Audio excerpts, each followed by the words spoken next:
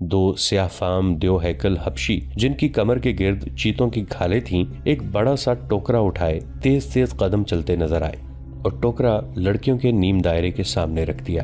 ساز سپیروں کی بین کی دھن بجانے لگے۔ حبشی مست سانڈوں کی طرح پھنکارتے غائب ہو گئے۔ ٹوکرے میں سے ایک بہت بڑی کلی اوپر کو اٹھی اور پھول کی طرح کھل گئی۔ اس پھول میں سے ایک لڑکی کا چہرہ نمودار ہوا اور پھر وہ اوپر کو اٹھنے لگی۔ یوں لگتا تھا جیسے سرخ بادلوں میں سے چاند نکل رہا ہو۔ یہ لڑکی اس دنیا کی معلوم نہیں ہوتی تھی۔ اس کی مسکراہٹ بھی عرضی نہیں تھی۔ اس کے بالوں کی چمک بھی مصر کی کسی لڑکی کی چمک نہیں لگتی تھی۔ اور جب لڑکی نے پھول کی چوڑی پتیوں میں سے باہر قدم رکھا تو اس کے جسم کی لچک نے تماشائیوں کو مسحور کر لیا۔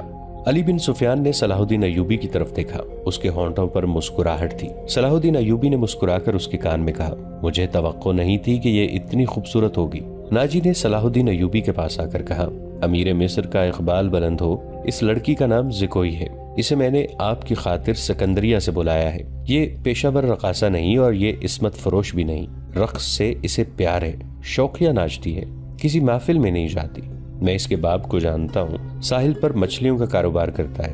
یہ لڑکی آپ کی عقیدت مند ہے، آپ کو پیغمبر مانتی ہے۔ میں اتفاق سے اس کے گھر اس کے باپ سے ملنے گیا تو اس لڑکی نے استدعا کی کہ سنا ہے کہ صلاح الدین ایوبی امیر مصر بن کر آئے ہیں، خدا کے نام پر مجھے ان سے ملوا دو۔ میرے پاس اپنی جان اور رقص کے سوا کچھ بھی نہیں جو میں اس عظیم ہستی کے قدموں میں پیش کروں۔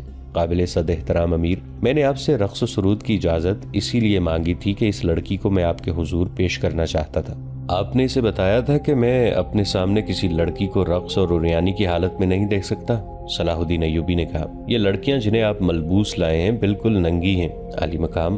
ناجی نے کھسیانہ ہو کے جواب دیا، میں نے بتایا تھا کہ امیر مصر رقص کو ناپسند فرماتے ہیں، لیکن یہ کہتی تھی کہ میرا رقص پسند کریں گے کیونکہ میرے رقص میں دعوت گناہ نہیں، یہ ایک باعصمت لڑکی کا رقص ہوگا۔ میں ایوبی کے حضور اپنا جسم نہیں اپنا فن پیش کروں گی۔ اگر میں مرد ہوتی تو ایوبی کی جان کی حفاظت کے لیے اس کے محافظ دستے میں شامل ہو جاتی۔ آپ کہنا کیا چاہتے ہیں؟ صلاح الدین ایوبی نے پوچھا۔ اس لڑکی کو اپنے پاس بلا کر اسے خراج تحسین پیش کروں کہ تم اپنے جسم کو ہزاروں مردوں کے سامنے عریاں کر کے بہت اچھا ناچتی ہو؟ اسے اس پر شاباش کہوں کہ اس نے مردوں کے جنسی جذبات بھڑکانے میں خوب مہارت حاصل کی ہے؟ نہیں امیر مصر، ناجی نے کہا، میں اسے اپنے وعدے پر یہاں لایا ہوں۔ آپ اسے شرف باریابی بخشیں گے؟ یہ بڑی دور سے اس امید پر آئی ہے، ذرا دیکھیے اسے۔ اس کے رقص میں پیشہ ورانہ تاثر نہیں، خود سپردگی ہے۔ دیکھیے وہ آپ کو کیسی نظروں سے دیکھ رہی ہے۔ بے شک عبادت صرف اللہ کی جاتی ہے، لیکن یہ رقص کی اداؤں سے، عقیدت سے، مخمور نگاہوں سے آپ کی عبادت کر رہی ہے۔ آپ اسے اپنے خیمے میں آنے کی اجازت دے دیں، تھوڑی سی دیر کے لیے۔ اسے مستقبل کی وہ ماں سمجھیں جس کی کوکھ سے اسلام کی پاسبانی کے لیے جانباز جنم لیں گے۔ یہ اپنے بچوں کو بڑے فخر سے بتایا کرے گی کہ میں نے صلاح الدین ایوبی سے تنہائی میں باتیں کرنے کا شرف حاصل کیا تھا۔ ناجی نے نہایت پر اثر الفاظ اور جذباتی لب و لہجے میں صلاح الدین ایوبی سے منوا لیا کہ یہ لڑکی جسے اس نے ایک بردہ فروش سے خریدا تھا، شریف باپ کی باعصمت بیٹی ہے۔ اس نے صلاح الدین ایوبی سے کہلوا لیا کہ اچھا اسے میرے خیمے میں بھیج دینا۔ زکوئی نہایت آہستہ آہستہ جسم کو بل دیتی اور بار بار صلاح الدین ایوبی کی طرف دیکھ کر مسکراتی تھی۔ باقی لڑکیاں اس کے گرد تتلیوں کی طرح جیسے اڑ رہی ہوں۔ یہ اچھل کود والا رقص نہیں تھا۔ مشعلوں کی روشنی میں کبھی تو یوں لگتا جیسے ہلکے نیلے شفاف پانی میں جل پریاں تیر رہی ہوں۔ چاندنی کا اپنا ایک تاثر تھا۔ صلاح الدین ایوبی کے متعلق کوئی نہیں بتا سکتا تھا کہ وہ گمسم بیٹھا کیا سوچ رہا تھا۔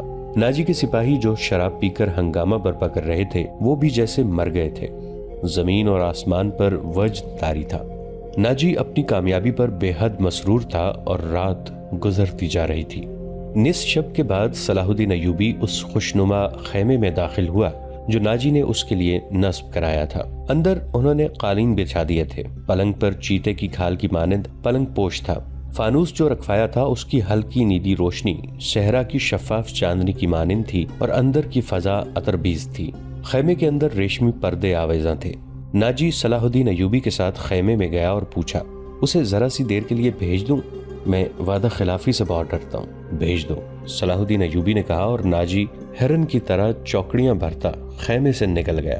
تھوڑا ہی وقت گزرا ہوگا کہ صلاح الدین ایوبی کے محافظوں نے ایک رقاصہ کو ان کے خیمے کی طرف آتے دیکھا۔ خیمے کے ہر طرف مشعلیں روشن تھیں۔ روشنی کا یہ انتظام علی بن سفیان نے کرایا تھا تاکہ رات کے وقت محافظ گرد و پیش کو اچھی طرح دیکھ سکیں۔ رقاصہ قریب آئی تو انہوں نے اسے پہچان لیا۔ انہوں نے اسے رقص میں دیکھا تھا۔ یہ وہی لڑکی تھی جو ٹوکرے میں سے نکلی تھی، وہ زکوئی تھی۔ وہ رقص کے اس لباس میں تھی جو توبہ شکن تھا، اس میں وہ اریاں تھی۔ محافظوں کے کمانڈر نے اسے روک لیا۔ زکوئی نے اسے بتایا کہ اسے امیر مصر صلاح الدین ایوبی نے بلایا ہے۔ کمانڈر نے اسے بتایا کہ یہ ان امیروں میں سے نہیں جو تم جیسی فاحشہ لڑکیوں کے ساتھ راتیں گزارتے ہیں، آپ ان سے پوچھ لیں۔ زکوئی نے کہا، میں بن بلائے آنے کی جرت نہیں کر سکتی۔ ان کا بلاوا تمہیں کس طرح ملا تھا؟ کمانڈر نے پوچھا۔ سالار ناجی نے کہا ہے کہ تمہیں امیر مصر بلاتے ہیں۔ زکوئی نے کہا، آپ کہتے ہیں تو میں واپس چلی جاتی ہوں۔ امیر نے جواب طلبی کی تو خود بھگت لینا۔ کمانڈر تسلیم نہیں کر سکتا تھا کہ صلاح الدین ایوبی نے اپنی خوابگاہ میں ایک رقاصہ کو بلوایا ہے۔ وہ ایوبی کے کردار سے واقف تھا، اس کے اس حکم سے بھی واقف تھا کہ ناچنے گانے والیوں سے تعلق رکھنے والے کو 100 درے لگائے جائیں گے۔ کمانڈر شش و پنج میں پڑ گیا۔ سوچ کر اس نے جرت کی اور صلاح الدین ایوبی کے خیمے میں چلا گیا۔ ایوبی اندر ٹہل رہے تھے۔ کمانڈر نے ڈرتے ڈرتے کہا کہ باہر ایک رقاصہ کھڑی ہے، کہتی ہے کہ حضور نے اسے بلوایا ہے۔ صلاح الدین ایوبی نے کہا، اسے اندر بھیج دو۔ کمانڈر باہر نکلا اور زکوئی کو اندر بھیج دیا۔ محافظوں کی توقع تھی کہ ان کا امیر اور سالار اعظم اس لڑکی کو باہر نکال دے گا۔ وہ سب اس کی گرجدار آواز سننے کے لیے تیار ہو گئے، مگر انہیں ایسی کوئی آواز نہ سنائی تھی۔ رات گزرتی جا رہی تھی، اندر سے دھیمی دھیمی باتوں کی آوازیں سنائی دینے لگی۔ محافظ دستے کا کمانڈر بے قراری کے عالم میں ادھر ادھر ٹہلنے لگا۔ ایک محافظ نے اسے کہا، کیا یہ حکم صرف ہمارے لیے ہے کہ کسی فاحشہ کے ساتھ تعلق رکھنا جرم ہے؟ ہاں، اس نے جواب دیا، حکم صرف ماتحتوں کے لیے اور قانون صرف رعایا کے لیے ہوتے ہیں۔ امیر مصر کو درے نہیں لگائے جا سکتے؟ بادشاہوں کا کوئی کردار نہیں ہوتا، کمانڈر نے جل کر کہا۔ صلاح الدین ایوبی شراب بھی پیتا ہوگا، ہم پر جھوٹی پارسائی کا روب جماتا ہے۔ ان کی نگاہوں میں صلاح الدین ایوبی کا جو بت تھا وہ ٹوٹ پھوٹ گیا۔ اس بت میں سے ایک عربی شہزادہ نکلا جو عیاش اور بدکار تھا اور پارسائی کے پردے میں گناہ کا مرتکب ہو رہا تھا۔ دوسری طرف ناجی بہت خوش تھا۔ صلاح الدین ایوبی کی خوشنودی کے لیے اس نے شراب سونگھی بھی نہیں تھی۔ وہ اپنے خیمے میں بیٹھا مسرت سے جھوم رہا تھا۔ اس کے سامنے اس کا نائب سالار ادرش بیٹھا تھا۔ اس نے ناجی سے کہا، اسے گئے بہت وقت گزر گیا ہے، معلوم ہوتا ہے ہمارا تیر صلاح الدین ایوبی کے دل میں اتر گیا ہے۔ میرا تیر خطا کب گیا تھا؟ ناجی نے قہقہہ لگا کر کہا، اگر یہ تیر خطا جاتا تو فوراً یہیں لوٹ کے ہمارے پاس آ جاتا۔ تم ٹھیک کہتے تھے، ادرش نے کہا، زکوئی انسان کے روپ میں طلسم ہے، معلوم ہوتا ہے یہ لڑکی حشیشین کے ساتھ رہی ہے، ورنہ صلاح الدین ایوبی جیسا بت کبھی نہ توڑ سکتی۔ میں نے اسے جو سبق دیے تھے وہ حشیشین کے کبھی وہم و گمان میں بھی نہیں آئے ہوں گے، ناجی نے کہا۔ اب صلاح الدین ایوبی کے حلق سے شراب اتارنی رہ گئی ہے۔ ناجی کو باہر قدموں کی آہٹ سنائی دی۔ وہ دوڑ کر باہر گیا۔ وہ زکوئی نہیں تھی، کوئی سپاہی جا رہا تھا۔ ناجی نے دور سے صلاح الدین ایوبی کے خیمے کی طرف دیکھا۔ پردے گرے ہوئے تھے اور باہر محافظ کھڑے تھے۔ اس نے اندر جا کر ادرش سے کہا، اب میں یقین سے کہہ سکتا ہوں کہ میری زکوئی نے بت توڑ ڈالا ہے۔ رات کا آخری پہر تھا جب زکوئی صلاح الدین ایوبی کے خیمے سے نکلی۔ ناجی کے خیمے میں جانے کی بجائے وہ دوسری طرف چلی گئی۔ راستے میں ایک آدمی کھڑا تھا جس کا جسم سر سے پاؤں تک ایک ہی لبادے میں ڈھکا ہوا تھا۔ اس نے دھیمی سی آواز میں زکوئی کو پکارا۔ وہ اس آدمی کے پاس چلی گئی۔ وہ آدمی اسے ایک خیمے میں لے گیا۔ بہت دیر بعد وہ اس خیمے سے نکلی اور ناجی کے خیمے کا رخ کر لیا۔ ناجی اس وقت تک جاگ رہا تھا اور کئی بار باہر نکل کر صلاح الدین ایوبی کے خیمے کو دیکھ چکا تھا کہ زکوئی نے صلاح الدین ایوبی کو پھانس لیا ہے اور اسے آسمان کی بلندیوں سے گھسیٹ کر ناجی کی ذہنیت کی پستیوں میں لے آئی ہے۔ ادرش، اس نے کہا، رات تو گزر گئی ہے، وہ ابھی تک آئی نہیں، وہ اب آئے گی بھی نہیں۔ ادرش نے کہا، امیر مصر اسے اپنے ساتھ لے جائے گا، ایسے ہیرے کوئی شہزادہ واپس نہیں کیا کرتا، تم نے اس پر بھی غور کیا ہے؟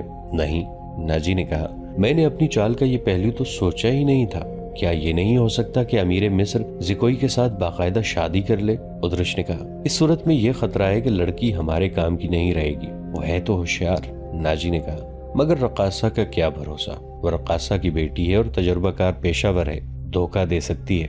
وہ گہری سوچ میں کھویا ہوا تھا کہ زکوئی اس کے خیمے میں داخل ہوئی۔ اس نے ہنس کر کہا، اپنے امیر کے جسم کا وزن کرو اور لاؤ اتنا سونا، آپ نے میرا یہی انعام مقرر کیا تھا نا، پہلے بتاؤ ہوا کیا ہے؟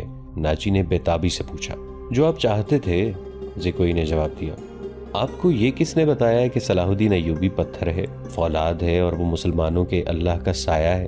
اس نے زمین پر پاؤں کا ٹھڈا مار کر کہا۔ وہ اس ریت سے زیادہ بے بس ہے جسے ہوا کے ہلکے ہلکے جھونکے اڑاتے پھرتے ہیں۔ تمہارے حسن کے جادو اور زبان کے طلسم نے اسے ریت بنایا ہے، ادرش نے کہا، ورنہ یہ کمبخت چٹان تھا۔ ہاں چٹان تھا، زکوئی نے کہا، اب ریتلا ٹیلا بھی نہیں۔ میرے متعلق کوئی بات ہوئی تھی؟ ناجی نے پوچھا۔ ہاں، زکوئی نے جواب دیا، پوچھتا تھا کہ ناجی کیسا آدمی ہے۔ میں نے جواب دیا کہ مصر میں اگر آپ کسی پر اعتماد کرنا چاہیں تو وہ صرف ناجی ہی ہے۔ اس نے پوچھا کہ تم اسے کس طرح جانتی ہو؟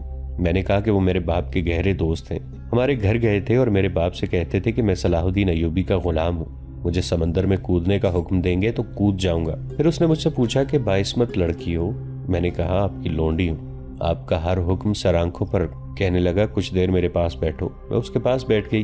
پھر وہ اگر پتھر تھا تو موم ہو گیا اور میں نے موم کو اپنے سانچے میں ڈال لیا۔ اس سے رخصت ہونے لگی تو اس نے مجھ سے معافی مانگی۔ کہنے لگا میں نے زندگی میں پہلا گناہ کیا ہے۔ میں نے کہا یہ گناہ نہیں، آپ نے میرے ساتھ دھوکہ نہیں کیا، زبردستی نہیں کی، مجھے بادشاہوں کی طرح حکم دے کر نہیں بلایا، میں خود آئی تھی، پھر بھی آؤں گی۔ لڑکی نے ہر ایک بات اس طرح کھل کر سنائی جس طرح اس کا جسم اریاں تھا۔ ناجی نے جوش مسرت سے اسے اپنے بازوں میں لے لیا۔ ادرش زکوئی کو خراج تحسین اور ناجی کو مبارکباد پیش کر کے خیمے سے نکل گیا۔ صحرا کی اس پر اسرار رات کی کوکھ سے جس صبح نے جنم لیا وہ کسی بھی صحرائی صبح سے مختلف نہیں تھی، مگر اس صبح کے اجالے نے اپنے تاریک سینے میں ایک راز چھپا لیا تھا جس کی قیمت اس سلطنت اسلامیہ جتنی تھی جس کے قیام اور استحکام کا خواب صلاح الدین ایوبی نے دیکھا اور اس کی تعبیر کا عزم لے کر جوان ہوا تھا۔ گزشتہ رات اس صحرا میں جو واقعہ ہوا اس کے دو پہلو تھے۔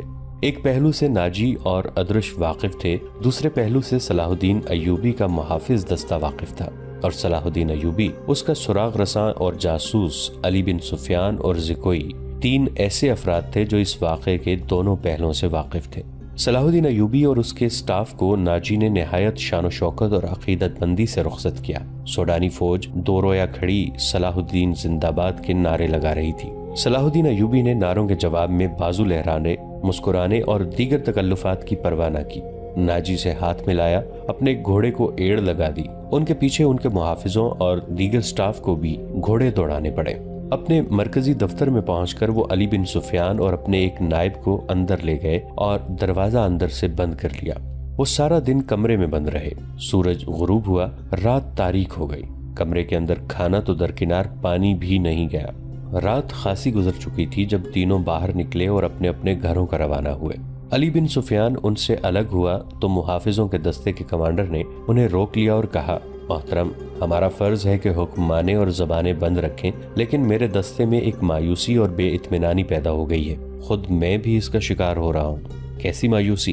محافظ کہتے ہیں کہ ایک فوج کو شراب پینے کی اجازت ہے تو ہمیں اس سے کیوں منع کیا گیا ہے؟ کمانڈر نے کہا، اگر آپ میری شکایت کو گستاخی سمجھیں تو سزا دے دیں، لیکن میری شکایت سن لیں۔ ہم اپنے امیر کو خدا کا برگزیدہ انسان سمجھتے تھے اور اس پر دل و جان سے فدا تھے، مگر رات اس کے خیمے میں ایک رقاصہ گئی تھی۔